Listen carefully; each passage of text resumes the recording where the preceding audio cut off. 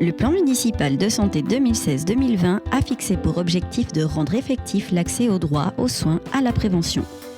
Au sein du service promotion de la santé de la ville de Grenoble, la réduction des inégalités de santé est un enjeu transversal. 4 médiatrices médiateurs pairs en santé, 2 coordinatrices territoriales de santé, une responsable du pôle santé précarité y œuvre plus spécifiquement.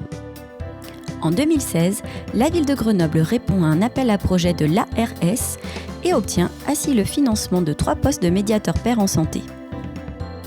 En janvier 2019, AG2R, la mondiale, rejoint le projet en finançant un nouveau poste. Les missions principales du médiateur pair en santé sont aller à la rencontre des habitants, aller chercher les invisibles, les personnes qui ont dû renoncer à leurs droits, c'est ce qu'on appelle l'aller vers. Accompagner les habitants à faire valoir leurs droits en santé, faciliter l'accès aux soins, prise de rendez-vous, accompagnement au rendez-vous. Mettre en place des actions collectives et des temps d'animation et de prévention autour de la santé. Les médiateurs-médiatrices tiennent des permanences dans des bureaux partagés dans différents lieux. Ils bénéficient alors de réseaux doubles et de partenaires démultipliés. Dans leur quotidien avec les habitants, les médiateurs-médiatrices, qui connaissent bien les publics en difficulté et les territoires, jonglent avec agilité et système D. Grâce à leur capacité de faire valoir leur savoir expérientiel, ils aident à réduire les inégalités et agissent dans l'accompagnement dans une logique de pair avec les publics en créant des relations ou un effet miroir. Dans le même service et avec les mêmes objectifs, le médiatrice-médiateur est accompagné à collaborer avec des coordinatrices territoriales de santé. Les CTS ont pour mission de proposer des animations collectives suivant les besoins des habitants, de décliner certaines campagnes nationales auprès des habitants et coordonner les acteurs de santé. Elles peuvent être médiatrices et facilitatrices grâce à leur carnet d'adresses et leur réseau. Les CTS et les médiateurs sont complémentaires. Les CTS gèrent le collectif et les médiateurs l'individuel. Les médiateurs connaissent les codes des habitants, ils apportent une vision qu'on pourrait dire culturelle ou d'usager de service. Grâce à cette intelligence de situation, ils pointent parfois du doigt les incohérences des institutions. Les CTS profitent également de ces remontées de terrain pour mieux adapter leurs propositions d'animation santé aux habitants. Dans les maisons des habitants, les médiateurs coopèrent également avec les écrivains publics. Si certaines missions ont semblé être les mêmes entre les deux professionnels, les modes de travail complémentaires se sont vite avérés pertinents pour rendre service aux habitants.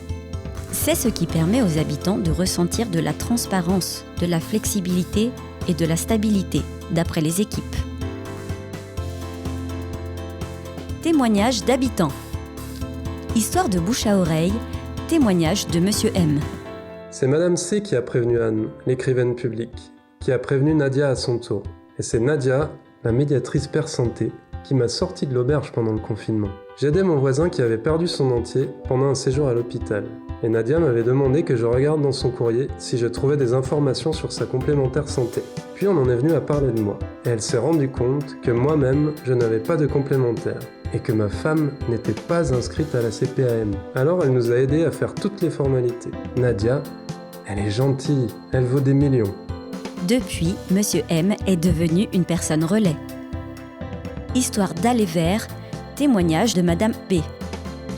C'est Nadia qui est venue vers moi alors que j'étais sur une place dans le centre-ville. Elle m'a expliqué son métier, mais je lui ai dit que j'avais pas besoin d'elle parce que j'avais tout ce qu'il fallait niveau mutuel. Elle a continué à me poser des questions, surtout sur mes lunettes. Et justement, j'en avais commandé des nouvelles, mais comme il restait une somme à payer, j'en étais restée là. C'est Nadia qui s'est rendue compte qu'avec mes ressources, j'avais le droit à une paire de lunettes complètement remboursée. On s'est donné rendez-vous pour le lendemain pour aller ensemble chez l'opticien. Dans une boutique du centre, ils l'ont même pris pour ma mère. C'est parce qu'elle insistait trop pour qu'on me propose un panier de lunettes prise en charge en entier par ma mutuelle. Après, pour que je trouve un modèle qui me plaise, compris dans ce panier mutuel, elle m'a accompagnée chez plusieurs opticiens du centre et on est même allé jusqu'à Grand Place. Et là, on en a trouvé un qui proposait des lunettes qui me plaisaient et j'ai même eu le droit à une deuxième paire. Nadia, elle est toujours disponible, elle dit jamais non. Les prospectus de la MDH, témoignage de Madame S. Je suis arrivée en France il y a 1 an. J'avais pris des prospectus à la MDH que j'avais laissés dans un coin. Quand ma fille est tombée malade, je me suis rendu compte que je ne savais pas comment la faire soigner, mais comme la fièvre est tombée, je ne me suis pas inquiétée. C'était pendant le confinement, j'avais du temps et j'ai relu tous les papiers de la MDH. Je suis tombée sur l'information de Nadia et je l'ai contactée parce qu'il y avait son 06. Nadia m'a aidée à prendre les rendez-vous, remplir les formulaires et même rencontrer la référente famille. Je pense que si je n'avais pas eu l'aide de la médiatrice et de la MDH, je ne serais pas allée demander dans les grosses structures comme la CPAM. On n'ose pas, on pense qu'on n'a pas les codes.